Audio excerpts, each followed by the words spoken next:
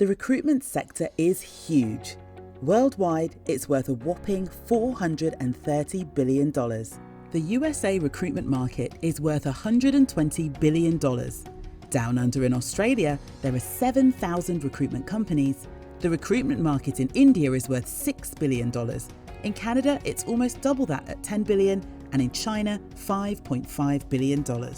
And in the UK alone, there are nearly 40,000 recruitment companies and 115,000 recruitment professionals.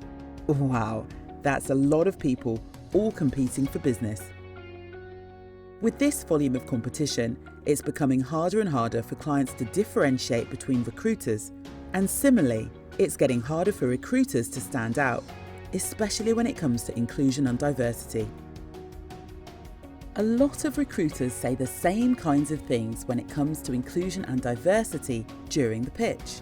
Maybe you'll hear things like, "We take it really seriously." "We've had unconscious bias training."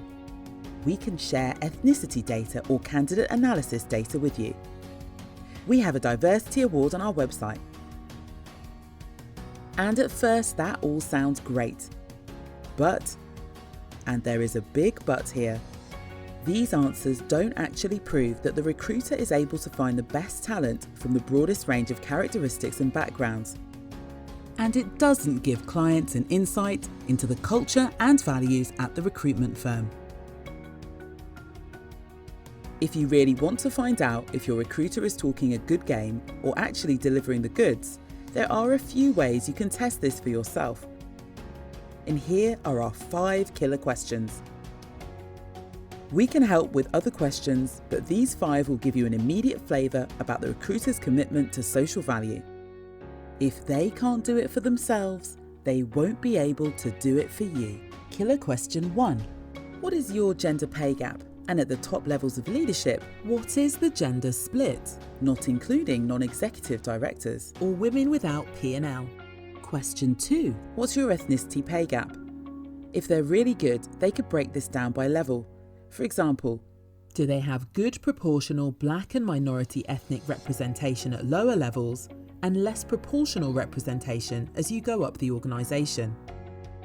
Killer question 3. What's the overall DEI data disclosure rate within your organisation? Question 4. What percentage of LGBT+ people have disclosed? And at what level in the organisation? And killer question number 5. What percentage of disabled people have disclosed, and where do we see representation within the organisation?